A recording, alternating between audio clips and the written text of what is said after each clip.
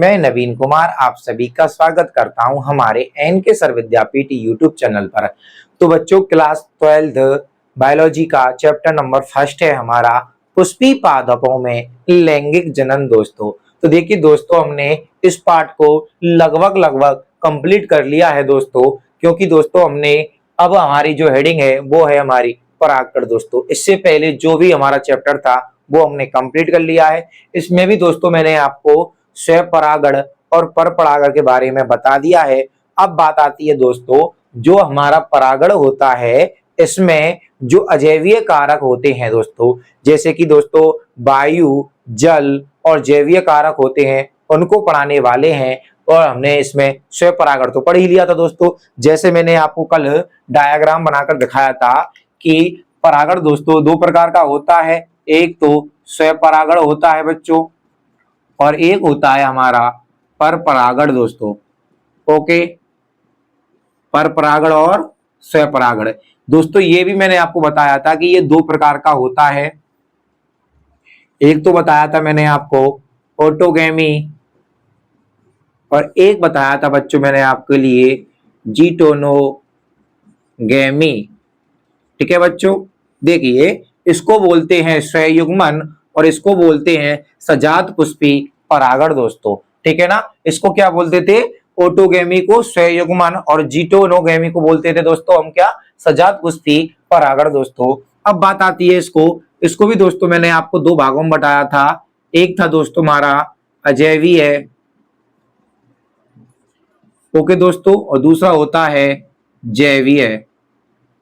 Okay, अब इसमें भी दोस्तों मैंने आपको दो बताए थे। एक तो था दोस्तों इसमें वायु और दूसरा है दोस्तों हमारा जल। और इसमें दोस्तों मैंने आपको बताए थे कि इसमें कीटों के द्वारा अधिकतर होता है दोस्तों, जैसे हमारी मधुमक्खियां होती हैं, मधुमक्खियां। ओके दोस्तों, और गिलहरी। इससे आगे दोस्तों जो भौरे होते हैं हमारे, भंवरे बोलते हैं, भौरे, चमगादड़, और बच्चों जो हमारी क्या होती हैं? पक्षियां होते हैं।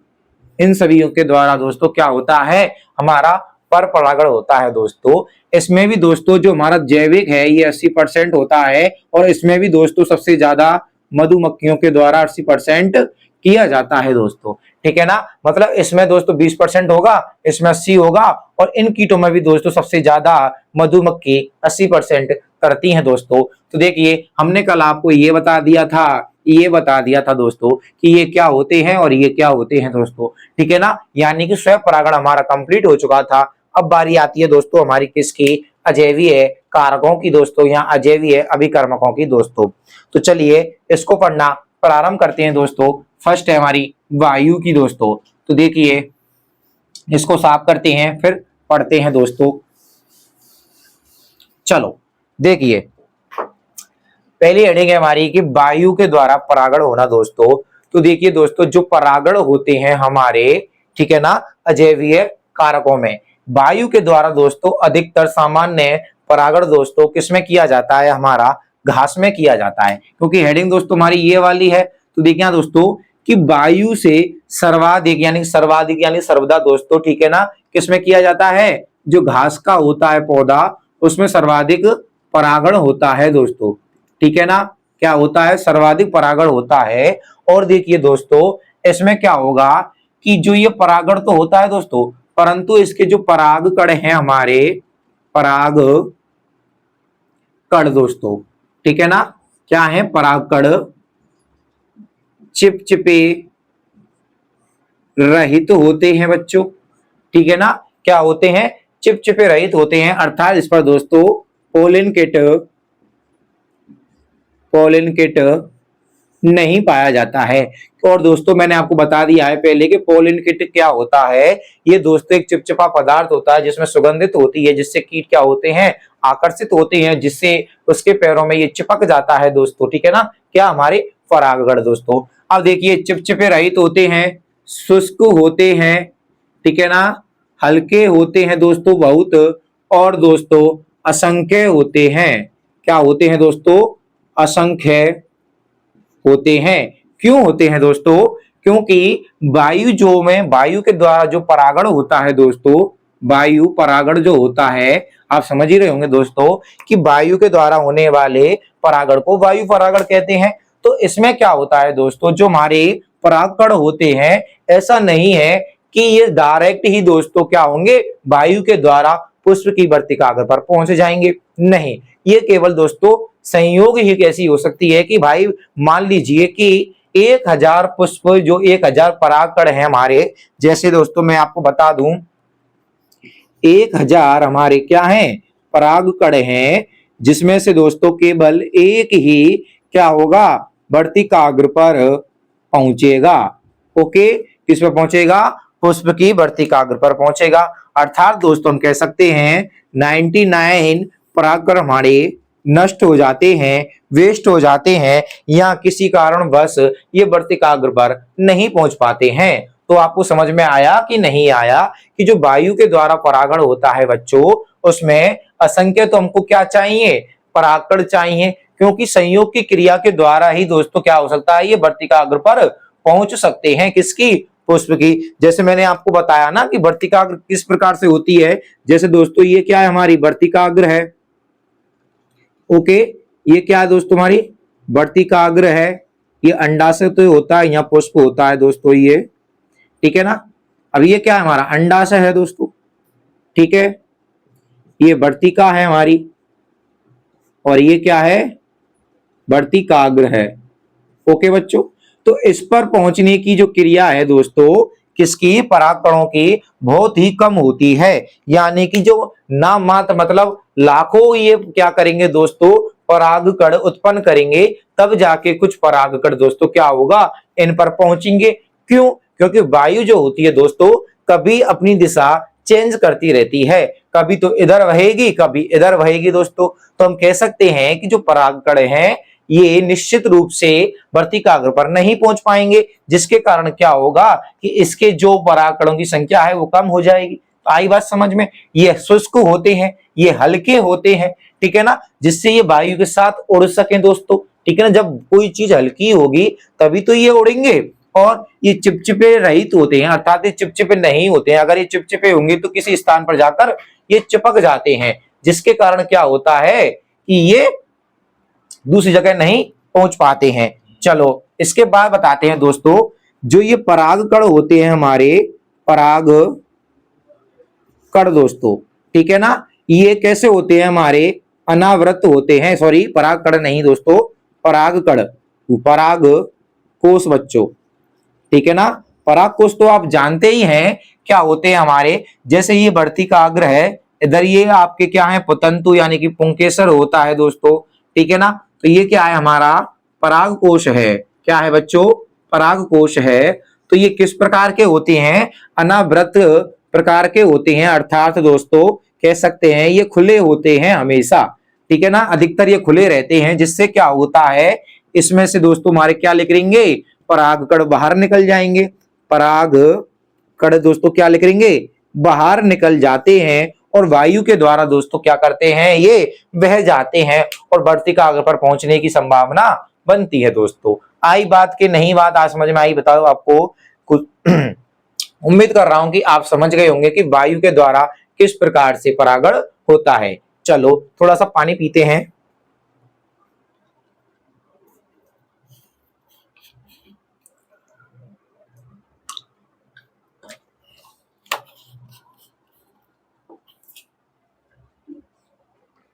चलो एक चीज और बताते हैं दोस्तों, इसमें इस प्रकार के पौधों में, यानी कि जिसमें दोस्तों वायु परागण होता है हमारा, उस प्रकार के जो पौधे होते हैं हमारे, ये इसमें क्या होता है दोस्तों, जो ये वर्तिकाग्र होती है हमारी दोस्तों, ये वर्तिका है ना, तो ये किस प्रकार की होती है, ये दोस्तों हमारी पश्चिमावी रोमिल। ओके दोस्तों, कैसी होती है, पश्चिमावी रोमिल पुंज, जैसे कि हमारी घास में होती है दोस्तों, ठीक है ना, कैसी होती है, घास में होती है, पश्चिमावी रोमिल पुंज जो घास में होती है।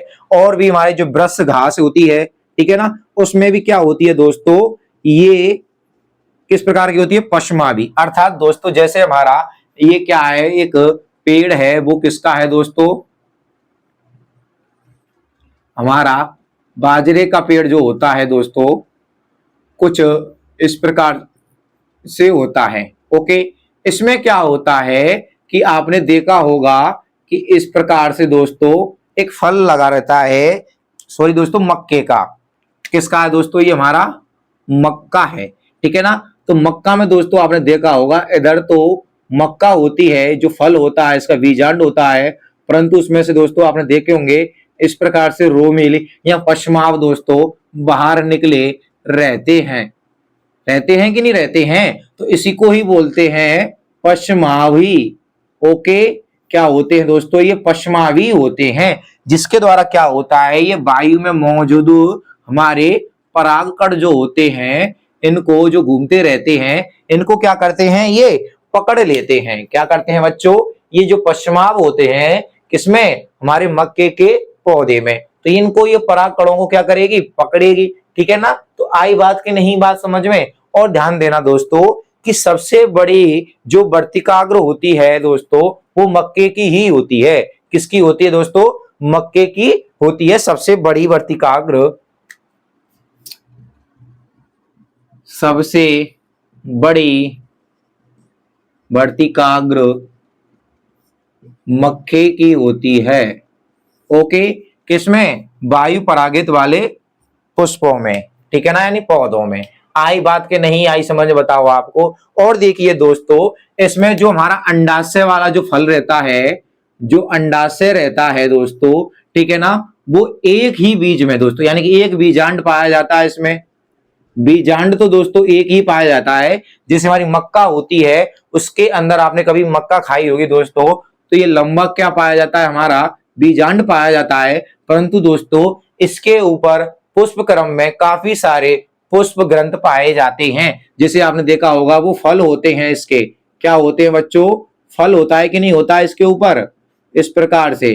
तो हम कह सकते हैं बीजांड तो एक होता है, परंतु पुष्प ग्रंथ अनेक होते हैं। ओके, बताओ कोई परेशानी नहीं ना। तो चलो, ये हो जाता है दोस्तों हमारा वायु वाला कंप्लीट। अब पढ़ते हैं हम जल वाला। ओके, चलो अब इसको हम क्या करते हैं दोस्तों, साफ करते हैं पहले। देखिए बच्चों, अब हमारी हेडिंग है जल परागण किसे कहते हैं दोस्तों। तो देखिए दोस्तों, सबसे पहली बात आती है कि जो ये जल परागण होता है दोस्तों, सभी प्रकार के पौधों में नहीं होता है। यह केवल बच्चों हमारा 30 वंश जो प्रकार के होते हैं हमारे, 30 वंशों में, यानी कि दोस्तों केवल 30 ही ऐसे वंश होंगे जिनमें जल परागण होता है दोस्तों। इसमें क्या होता है दोस्तों हमारा, कि जो परागकण होते हैं वह जल के द्वारा ही क्या होते हैं, परागित होते हैं दोस्तों, यानी कि एक स्थान से दूसरे स्थान पर पहुंचते हैं। इसलिए दोस्तों क्या कहते हैं, हम इसे जल परागण कहते हैं। इसमें दोस्तों देखिए, जैसे हमारे ब्रायोफाइटा है, क्या है दोस्तों, ब्रायोफाइटा, टेरिडोफाइटा, टेरिडोफाइटा, वह जो शैवाल होते हैं बच्चों, ठीक है ना, ब्रायोफाइटा टेरिडोफाइटा जो शैवाल होते हैं, ये जल में पाए जाते हैं दोस्तों। किसमें पाए जाते हैं दोस्तों, हमारे पौधे जल में पाए जाते हैं। अर्थात दोस्तों हम कह सकते हैं कि इनमें परागण की क्रिया दोस्तों किसमें होगी, जल में ही होगी। तो हम कह सकते हैं ना कि इसमें जो पौधे हैं इनमें परागण की क्रिया जल के अंदर ही होती है दोस्तों। Okay, complete. अब देखिए दोस्तों कि जो ये जल परागण है दोस्तों हमारा दो प्रकार का होता है। जल परागण दोस्तों, जल परागण दो प्रकार का होता है। नंबर 1 होता है बच्चों हमारा कौन सा, अधो जल परागण, अधो जल परागण बच्चों, ठीक है ना। इसको बोलते हैं यानी कि सतह के नीचे, सतह के नीचे। ओके बच्चों, 1 नंबर। 2 नंबर होता है अधिजल परागण। कोई परेशानी, इसका मतलब सतह के ऊपर, ठीक है ना, जल की सतह के नीचे और जल की सतह के ऊपर होता है। चलो सबसे पहले पढ़ते हैं बच्चों हम अधोजल परागण किस प्रकार का होता है।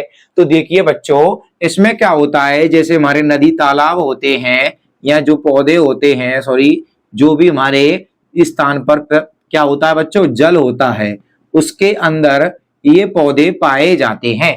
जैसे ये क्या है, हमारा जल है, तो ये इसी के अंदर दोस्त हम कह सकते हैं कि परागकोश होते हैं।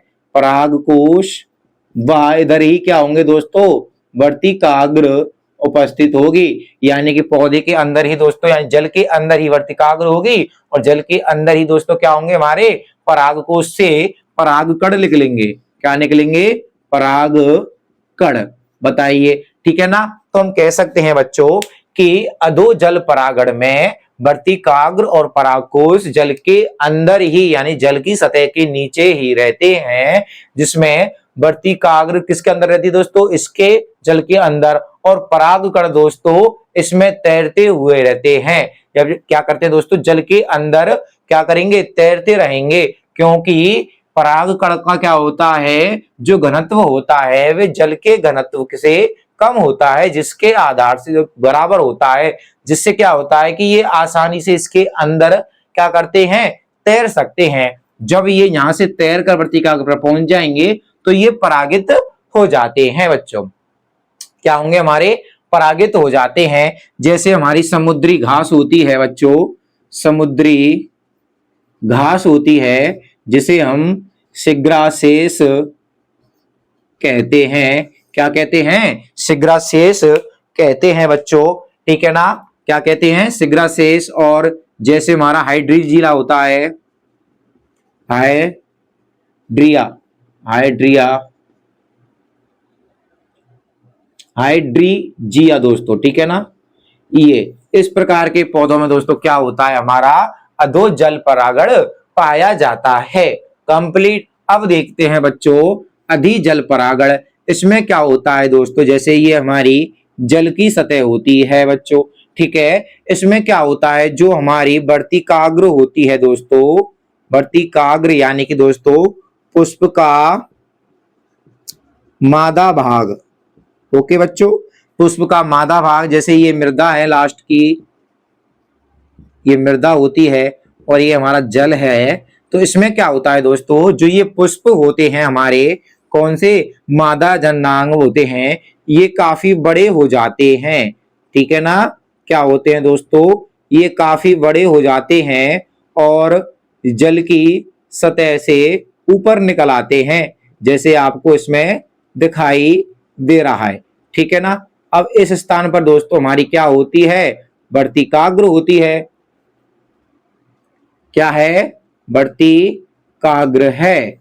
चलो ये रहे। अब देखिए दोस्तों, इसमें क्या होता है, हमारे जो परागकण से होते हैं, परागकण, ये लीजिए, ये परागकण हैं, ये जल पर तैरते रहते हैं। क्या रहते हैं, जल की सतह पर तैरते रहेंगे।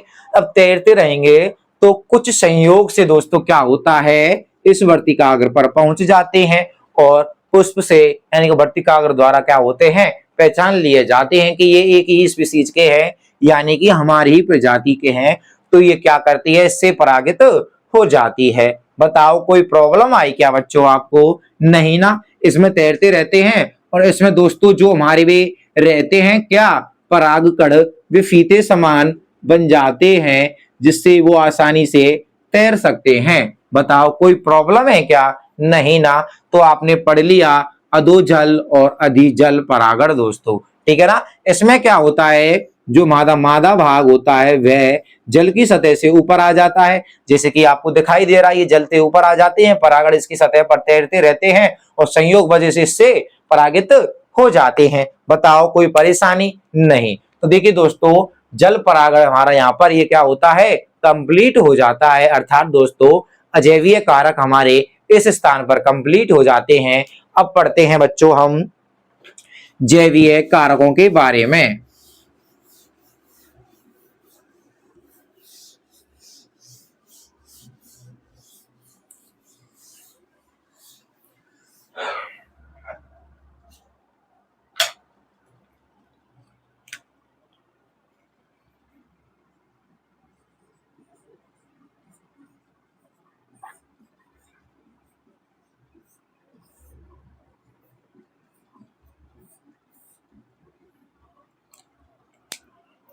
तो देखिए बच्चों, अब जो हमारी हेडिंग है वह है हमारी जैवीय कारक में कीट परागण दोस्तों। क्या है दोस्तों? हमारी कीट परागण। तो दोस्तों वह क्रिया जिसमें क्या होता है दोस्तों, परागण की क्रिया दोस्तों, यानी परागण की जो प्रक्रिया होती है वह कीटों के द्वारा होती है, अर्थात पराग कणों का बढ़ती कागज पर पहुंचने की क्रिया दोस्तों किसके द्वारा होगी? इसमें कीटों के द्वारा होती है। तो उसे हम क्या कहते हैं? कीट परागण कहते हैं। इसमें भी दोस्तों ये 80% दोस्तों हम कह सकते हैं 80% मधुमक्खियों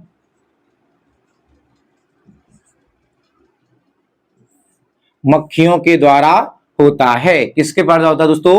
80% ये मधुमक्खियों के द्वारा होता है, क्योंकि दोस्तों जो मधुमक्खियां होती हैं मकरंद ग्रहण करने के लिए दोस्तों, क्या मकरंद जो होता है उसको ग्रहण करने के लिए इन पुष्पों के पास आती है, जिससे क्या होता है बच्चों, जो मधुमक्खियां होती हैं इनके पैरों में परागकण चिपक जाते हैं। क्यों चिपक जाते हैं? क्योंकि दोस्तों ये चिपचिपे होते हैं, चिप चिपे होते हैं, जबकि उसमें चिपचिपे नहीं थे किसमें? वायु में और जल में दोस्तों, ठीक है ना। चिपचिपे होते हैं और सुगंधित होते हैं, सुगंधित होते हैं, ठीक है ना। चिपचिपे सुगंधित, रंगीन होते हैं, मकरंद युक्त होते हैं। ओके, मकरंद युक्त होते हैं, अर्थात दोस्तों हम कह सकते हैं ये क्या करते हैं? आकर्षित करते हैं किनको? कीटों को। ओके ना, आई बात की नहीं आई समझ में कि ये चिपचिपे होते हैं, सुगंधित होते हैं, रंगीन होते हैं, मकरंद युक्त होते हैं, आकर्षित होते हैं, ठीक है ना। यानी आकर्षित करेंगे किनको? कीटों को। मधुमक्खियों के द्वारा दोस्तों, जैसे ही हमारी मधुमक्खी क्या होती है पराग कोश में या किसी पुष्प पर यानी मकरंद चूसने आती है दोस्तों, तो ये पराग कण दोस्तों क्या होते हैं उसके पैरों से चिपक जाते हैं, ठीक है ना। चिपक गए, फिर इससे क्या होगा, जैसे ही मधुमक्खी दूसरे पौधे पर जाएगी मकरंद चूसने के लिए, तो ये वहां पर त्याग देती है इन परागकणों को, जिससे क्या होता है पुष्प परागित हो जाता है। सेम कंडीशन दोस्तों हमारे भंवरे होते हैं उसमें भी होती है, ठीक है ना। अब चमगादड़ होते हैं दोस्तों हमारे, चमगादड़ों के द्वारा, चमगादड़ जो होते हैं दोस्तों ये रात्रिचर होते हैं, अर्थात दोस्तों जो रात्रि में पुष्प खिलते हैं उनमें ये क्या करते हैं दोस्तों, हमारे एक तरह से कह सकते हैं दोस्तों हम कि परागण की क्रिया करते हैं। जैसे बॉम्बैक्स होते हैं आपके, बॉम्बैक्स, कदम का पेड़ है, कदम, और कचनार जो होता है, कचनार,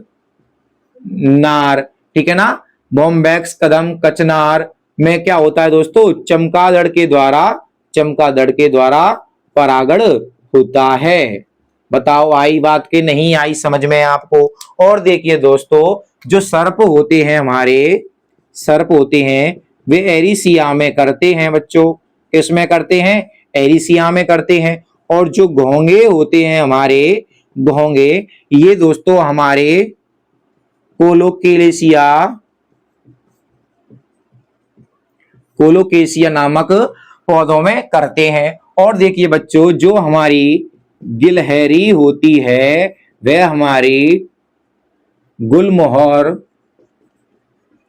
या सेम में अधिकतर करती है, सेमल में, ठीक है ना। किसमें? गुलमोहर और सेमल में अधिकतर ये करती हैं दोस्तों, ठीक है। और देखिए दोस्तों जो इसके क्या होते हैं परागण, मैंने बता दिया, सुगंधित, रंगीन, मकरंद युक्त होते हैं, जिसके द्वारा क्या होते हैं ये जो कीट हैं इनके द्वारा क्या होंगे, एक तरह से दोस्तों आकर्षित होते हैं। पक्षियों के द्वारा दोस्तों क्या होगा, वही सेम है जो पक्षियां होती हैं दोस्तों, पक्षियों के द्वारा इसमें क्या होता है दोस्तों, जैसे ही पक्षी रस चूसने या मकरंद चूसने इन पेड़ों पर आते हैं या पुष्पों पर आते हैं, तो उनकी चोंचों में व दोस्तों किसमें? पैरों में। पक्षियों की जो चोंच होती है, चोंच व पैरों में दोस्तों क्या होता है, हमारे परागण, पराग कण दोस्तों, ठीक है ना, चिपक जाते हैं, जिससे हमारे जो पक्षी होते हैं दूसरे पेड़ पर जाएंगे और उसके पुष्प को क्या करेंगे, उसमें से मकरंद चूसेंगे या खाएंगे, तो परागकण वहां पर वर्तिकाग्र पर छूट जाते हैं, जिससे क्या होता है कि परागकण छूट यानी कि परागण के द्वारा वर्तिका क्या होती है दोस्तों, एक तरह से हम कह सकते हैं परागित हो जाती है। अर्थात दोस्तों परागण के लिए जैसे कीट जो होते हैं हमारे, पुंकेसरों या वर्तिकाग्रों से क्या लेते हैं, मकरंद चूसने आते हैं। ठीक है ना, मकरंद चूसने आए जैसे ही दोस्तों परागण उनके पैरों से चिपक जाते हैं और वे एक स्थान से दूसरे स्थान पर जाने से परागण वहां पर छूट जाते हैं और पुष्प परागित हो जाता है। तो देखिए दोस्तों ये हो जाते हैं हमारे क्या, एक तरह से दोस्तों कीट परागण। इसमें एक और होता है दोस्तों कि सालविया में किस प्रकार का होता है, सालविया में किस प्रकार का परागण होता है। इसमें दोस्तों कीट परागण होता है हमारा, क्या होता है, कीट परागण होता है। इसमें क्या होता है दोस्तों, जो सालविया का जो वृक्ष होता है वो कुछ इस प्रकार से होता है। ओके, क्या होता है, कुछ इस प्रकार से होता है। अब इसमें क्या होता है, ये संयोजी ऊतक बन जाते हैं दोस्तों, इधर संयोजी ऊतक होता है। ठीक है ना, और ये यहाँ पुतंतु होता है और इस स्थान पर दोस्तों बनता है हमारा कीट स्टैंड, यानी कि कीटों के बैठने का स्थान दोस्तों। ठीक है ना, तो ये सालविया का जो वृक्ष होता है हमारा, सालविया का जो पुष्प है दोस्तों, सालविया का, इसमें जैसे ही मधुमक्खी इस स्थान पर आएगी, क्या आएगी बच्चों, मधुमक्खी इस स्थान पर बैठेगी। किस स्थान पर, जब बैठने का स्थान अलग होता है दोस्तों, तो इससे जो ये पराग कोष होते हैं इसके पीठ पर झड़ जाते हैं। किससे झड़ जाते हैं, पीठ पर झड़ जाते हैं। जब इसी प्रकार से ये दूसरे कोष पर जाएगी तो सेम ये वहां पर छूट जाएंगे। तो इस प्रकार दोस्तों हम कह सकते हैं कि जो मधुमक्खी इस पर क्या आती है, मधुरस यानी कि मकरंद चूसने आती है, तो इसके परागकण इससे चिपक जाते हैं और इससे वर्तिकाग्र पर छूट जाएंगे अगली जो पुष्प की होती है। तो हम कह सकते हैं कि सालवियों में भी जो सालविया जो पुष्प होता है दोस्तों, सालविया, इसमें भी कीट परागण होता है। तो देखिए दोस्तों ये हमारा यहाँ पर परागण कंप्लीट हो जाता है, पर परागण यहाँ पर कंप्लीट हो जाता है। इसके बाद दोस्तों जो है इसकी कुछ युक्तियां हैं कि पर परागण किस प्रकार से कर सकते हैं और इसके कुछ लाभ हैं पर परागण के। और उसके बाद दोस्तों कुछ एक और टॉपिक है उसको हम आपको नेक्स्ट पार्ट में कराएंगे दोस्तों।